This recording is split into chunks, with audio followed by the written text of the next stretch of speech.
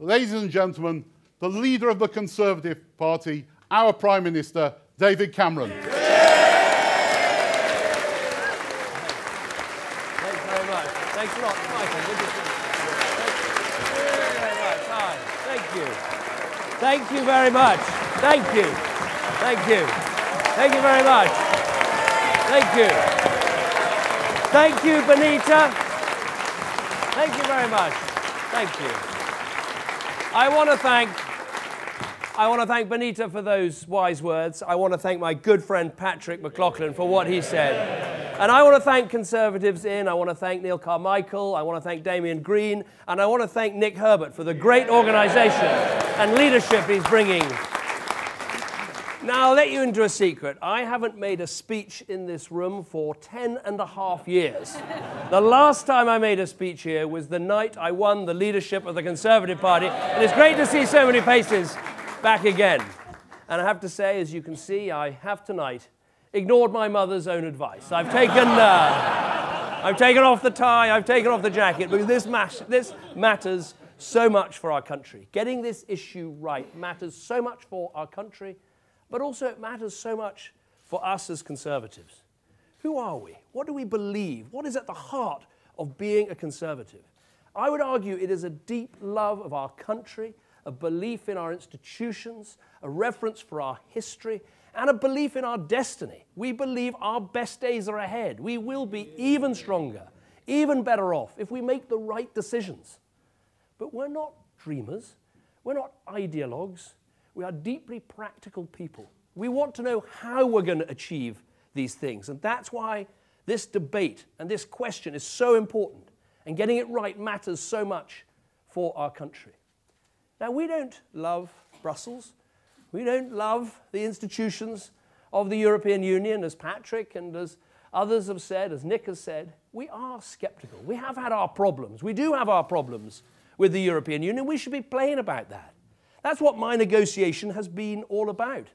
We've always believed that this organisation is too much of a political union, and that's why we're now carved out permanently from a political union. Yeah. We've always been worried in recent years it's becoming too much of a single currency club, and that's why with my negotiation we have guaranteed that the pound, our currency, our businesses, our financial services cannot be discriminated against in the European Union. That really matters.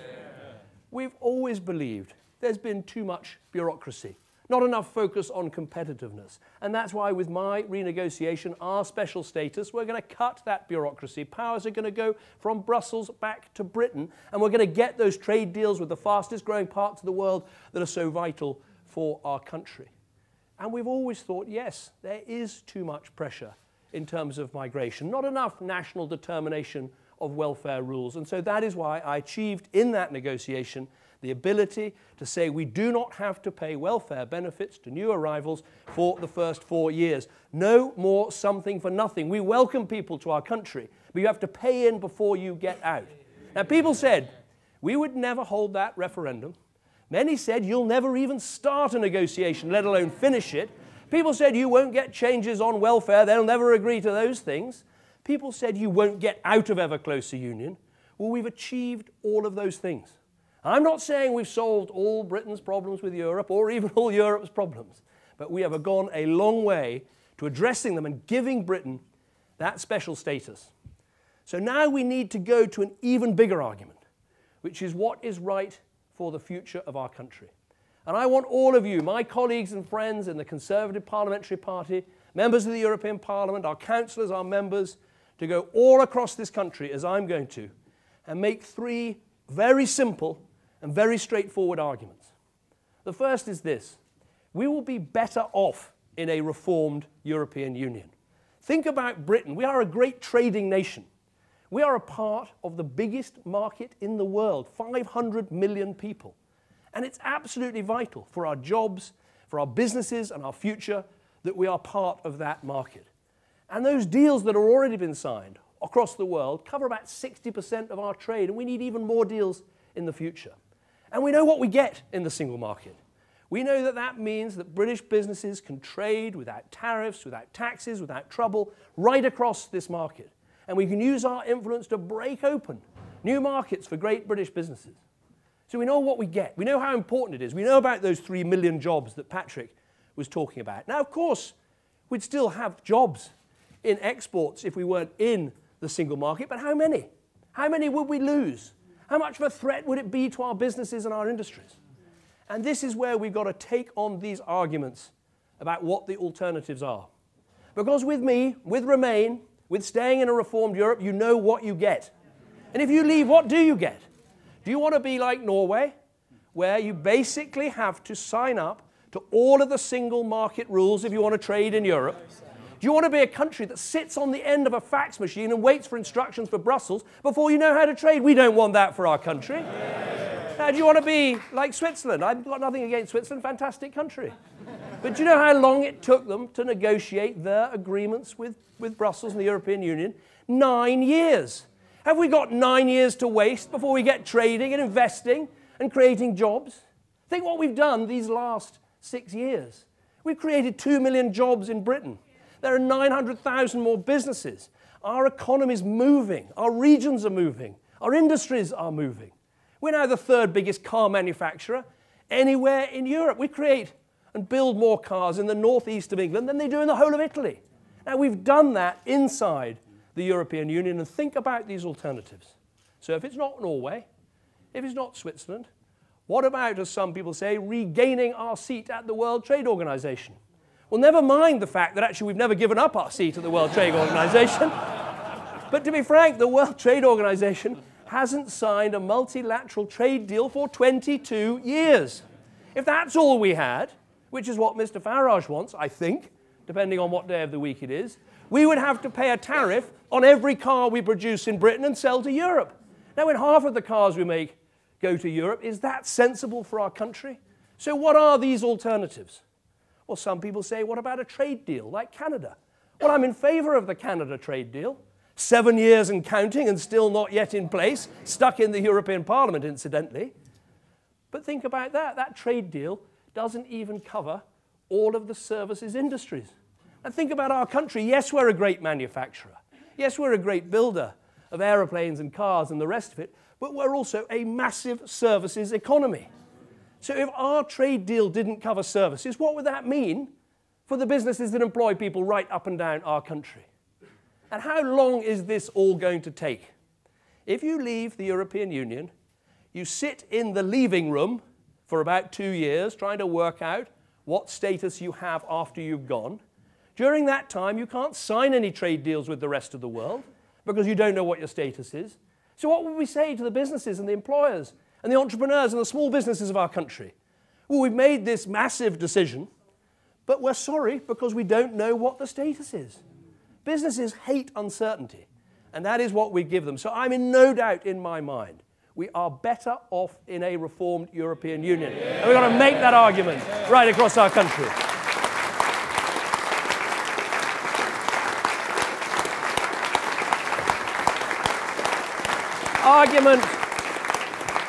Argument number two. Argument number two. We are safer in a reformed European Union. And to Conservatives, what matters more than keeping our people safe? Keeping them safe in a dangerous world when we face threats from terrorism and criminals crossing borders. Now, of course, I believe like you believe.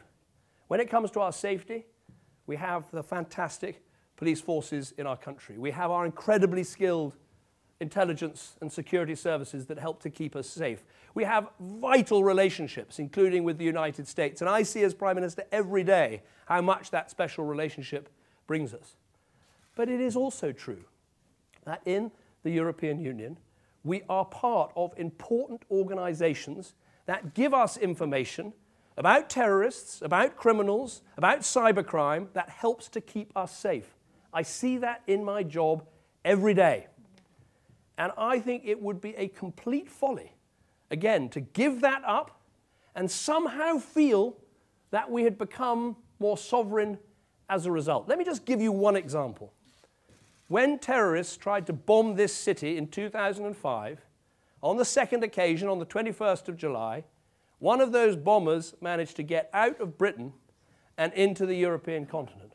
Because we're part of the European arrest warrant, they were brought back within weeks and are sitting in a 40-year jail sentence right now in our country. Now, how long would it have taken? Before we had that European arrest warrant, it could have taken years, even decades, to get that terrorist back and face justice in our country. So there's no doubt in my mind we are safer inside a reformed European Union. And again, think of the alternatives, because of course there are alternatives. Not that anyone right now is spelling them out, but let's just think about it. You could leave the criminal record system, the Schengen information system, the terrorist systems, the information exchange, the passenger name records. You could leave those things by leaving the EU, and then you could patiently try and renegotiate your way back into them with each of the 27 other countries. Or maybe you could join the systems on a sort of bilateral basis. How long would that take?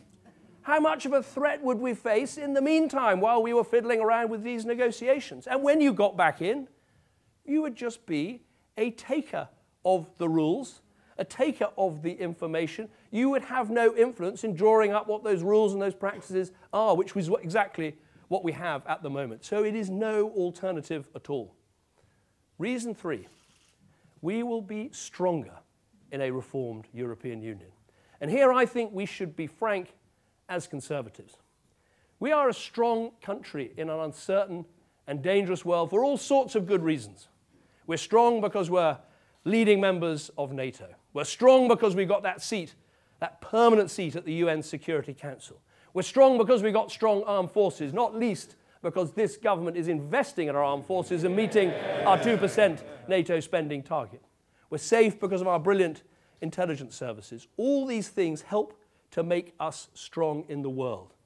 But it is undoubtedly true, and I see this in my job all of the time, when it comes to the issues that we want to affect for the security and safety of our people, for our influence in the world, being a member of the European Union helps us to achieve that.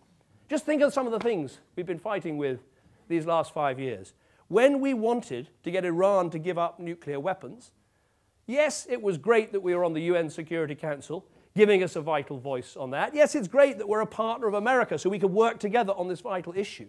But it was through the European Union that we put on those oil sanctions, led by Britain, that brought Iran to the negotiating table. Think about how we're going to face up to Vladimir Putin and what is happening in Ukraine. How is it, do you think, those sanctions came about, coordinated between America and Europe, that actually put pressure on Vladimir Putin and made sure that the situation didn't get even worse? Now, if Britain wasn't in the European Union, I'm not sure those sanctions ever would come about. So no one should think, particularly as Conservatives, we get our strength in many ways. We're the 5th largest economy in the world, the finest armed forces, a tradition of engaging and outward looking in our world. But the European Union adds to our power, it doesn't subtract from our power. Any problem?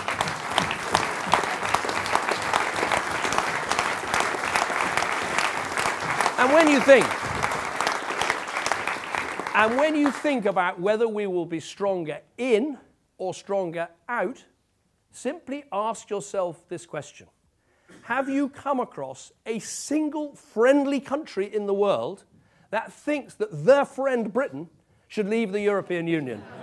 The Australians, they want us to stay in because they know Britain in Europe will help to make sure that the European Union looks out for them.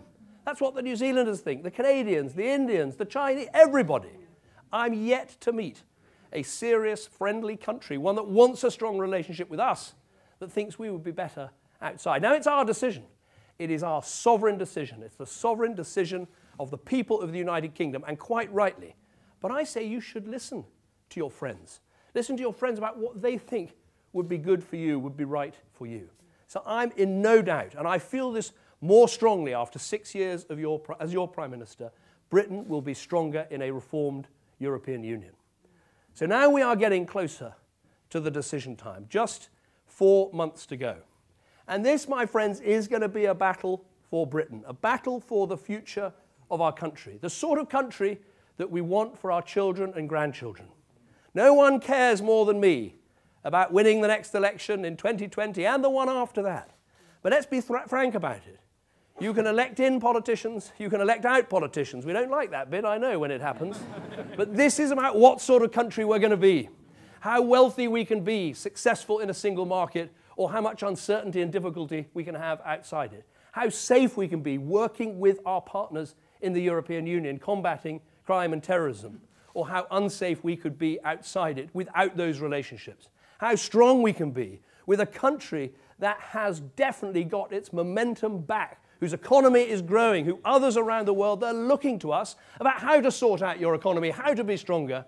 And the crucial point is this: we can be stronger inside that reformed European Union. And we can do so with what I would call the best of both worlds, because we have changed our relationship with Europe. We do have that special status. Think about it for a moment.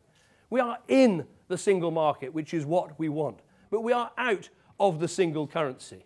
We're in that political cooperation that can get things done in the world and does get things done in the world, but we are out of that ever closer union. We do have the best of the both worlds. So as we make these arguments, as you go around the country, have as much force as you can, because this matters so much for the future of our country. And the choice is simply this: we can have a greater Britain inside a reformed European Union, or we can have a great leap in the dark. Now, we are conservatives. We are passionate about our country, but we're practical people. We know what is best when it comes to strength, security, and success.